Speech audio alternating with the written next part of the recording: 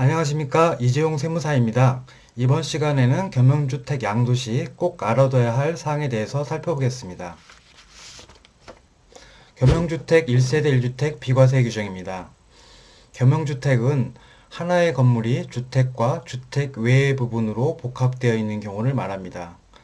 또 한 동이 아니라도 한 울타리 안에 주택과 주택 외의 건물이 있는 경우도 포함합니다.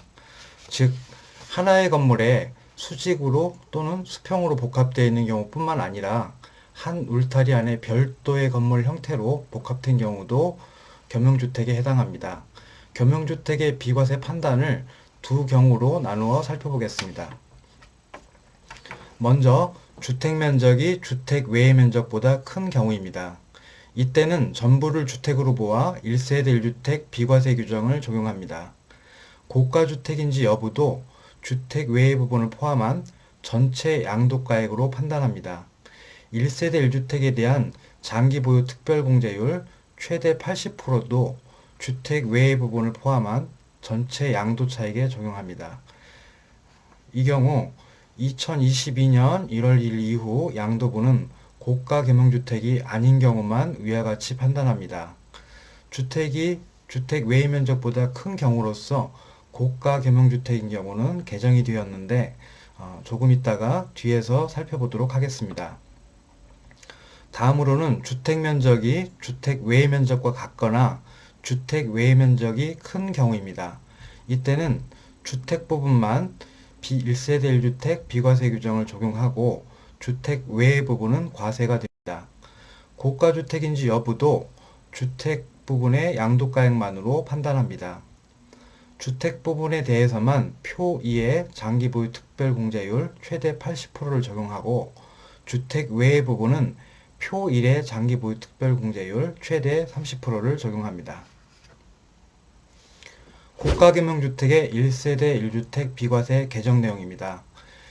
2022년 1월 1일 이후 양도분부터 고가겸용주택인 경우 비과세 규정이 개정되었습니다. 여기서 고가겸용주택이란 전체 양도가액, 즉 주택과 주택 외 양도가액 합계액이 12억 원을 초과하는 경우를 말합니다. 개정 내용을 살펴보면 고가 겸용주택의 경우 주택 면적이 주택 외 면적보다 크더라도 주택에 대해서만 1세대 1주택 비과세 규정을 적용하고 주택 부분에 대해서만 표 2 최대 80%의 장기 보유 특별공제율을 적용합니다. 고가주택인지 여부는 주택 부분의 양도가액만을 기준으로 판단합니다. 주택 외의 부분은 비과세 되지 않고 표 1의 장기 보유 특별공제율 최대 30%를 적용합니다. 다음은 양도하기 전에 실제 상담 사례인데요.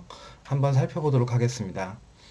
만약에 주택 면적이 상가 면적보다 큰 경우로 겸용주택의 양도가액이 12억 원을 약간 상회한 경우, 예를 들어서 12.3억인 경우, 이때는 12억이 넘기 때문에 고가 겸용주택에 해당합니다. 개정 규정에 따라서 전체가 비과세되지 않고 상가 부분이 과세가 되는데 상가 부분에 대한 양도세가 8천만 원이었습니다. 차라리 이 겸용주택을 12.3억이 아니라 12억 원에 양도했다면 개정 규정을 피하고 전체가 비과세가 될 것입니다. 따라서 12.3억을 받는 게 아니라 차라리 12억을 받는 것이 더 유리할 수도 있습니다. 고가겸용주택 계산 사례입니다. 주택면적이 150제곱미터이고 상가면적이 100제곱미터입니다. 양도가액은 20억 원, 2022년 1월 1일 이후에 양도했고 감정가액은 없고 일괄 양도하여 기준시가로 안분한다고 가정합니다. 주택 부분은 비과세 요건을 충족했다고 가정합니다. 겸용주택의 비과세 판단을 보면 2022년 1월 1일 이후 양도분이고 겸용주택의 양도가액이 20억 원이기 때문에 12억 원을 초과하여 고가 겸용주택입니다. 따라서 주택면적이 상가면적보다 크더라도 주택 부분만 비과세가 됩니다. 고가 겸용주택의 경우 주택 외의 부분이 과세가 되기 때문에 양도가액을 주택과 상가로 안분해야 됩니다. 이때 겸용주택의 양도가액 20억 원을 기준시가로 안분하여 주택과 상가의 양도가액을 구합니다. 주택 부분의 양도가액 12.5억 원은 다시 고가주택에 해당되어 12억 원까지만 비과세가 되고 12억 원 초과분에 대해서는 과세가 되며 표 2의 장기보유 특별공제율 최대 80%를 적용합니다. 겸용주택의 양도가액 20억 중에 상가 부분으로 안분된 양도가액 7.5억에 대해서는 과세 대상이며 표 1에 따른 장기보유 특별공제율 최대 30%를 적용합니다. 겸용주택의 양도가액 안분 문제입니다. 원칙적으로 겸용주택의 양도가액은 이를 각각 구분하여 기장한 경우, 즉 양도계약서에 구분한 경우 구분기장한 금액에 따릅니다. 예외적으로 구분기장하지 않아서 그 가액이 불분명한 경우에는 부가가치세법 시행령 64조에 따라 안분 계산합니다.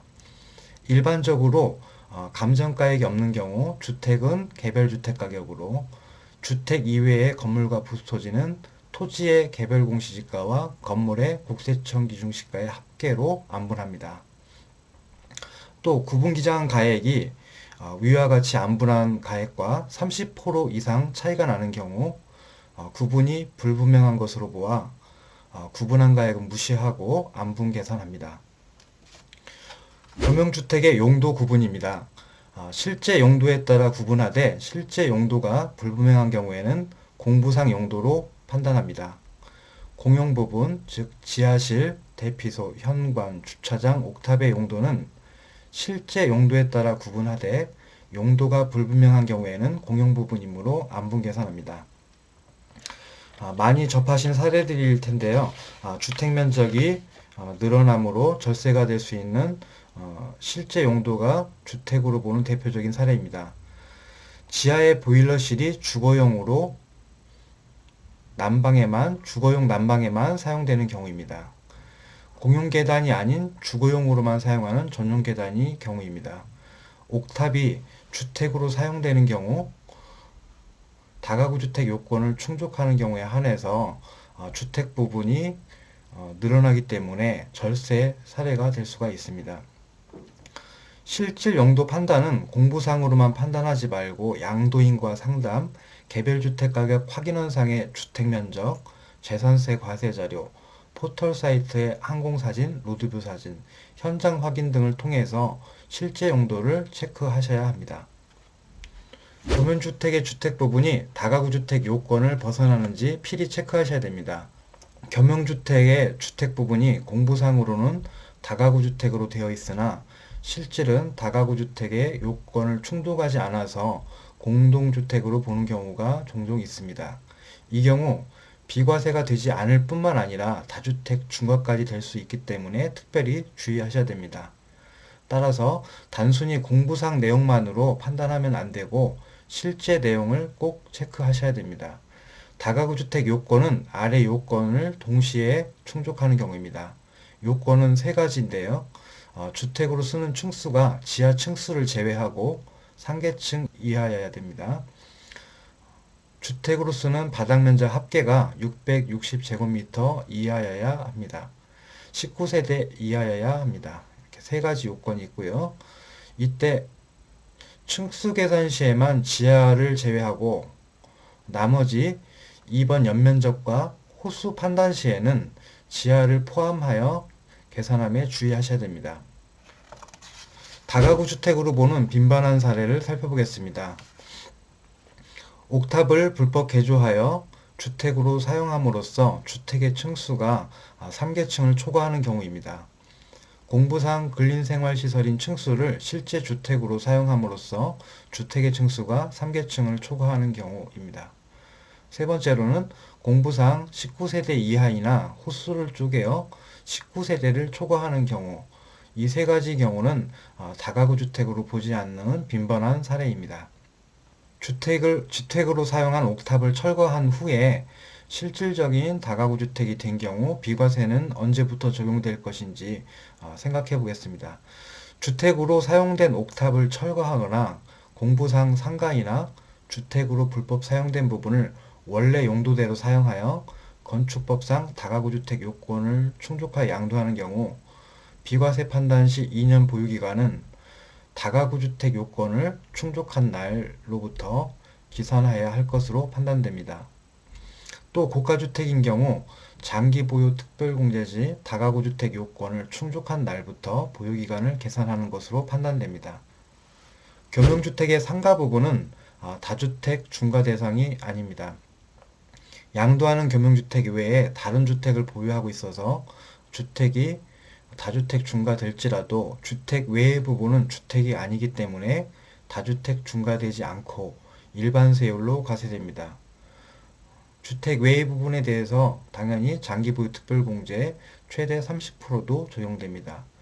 이때 주택 면적이 주택 외의 면적보다 큰 경우 1세대 1주택 비과세 규정 적용 시 전체를 주택으로 보는 규정과 혼동하시면 안 되겠습니다.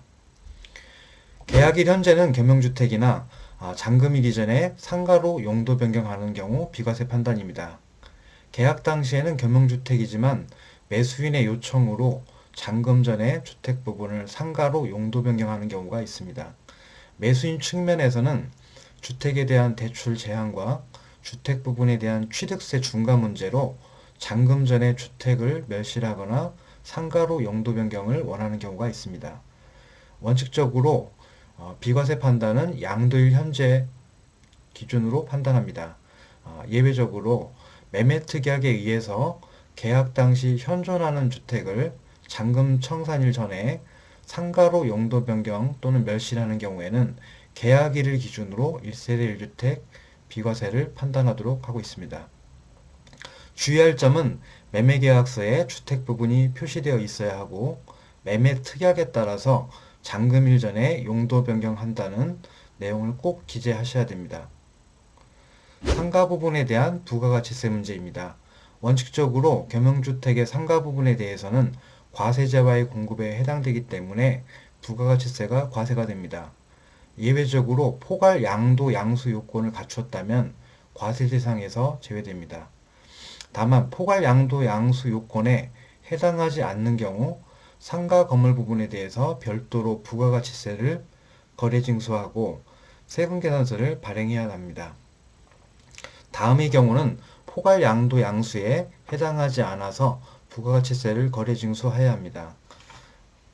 양도인은 임대업에 사용하고 있으나 양수인은 직접 자신의 사업에 사용하는 경우, 양도인은 임대업에 사용하고 있으나 잔금을 수령하지 아니한 상태에서 임차인을 모두 퇴거시키고 양수인은 신축을 위해서 철거 예정인 경우는 포괄 양도 양수에 해당되지 않기 때문에 부가가치세를 따로 거래징수하셔야 됩니다.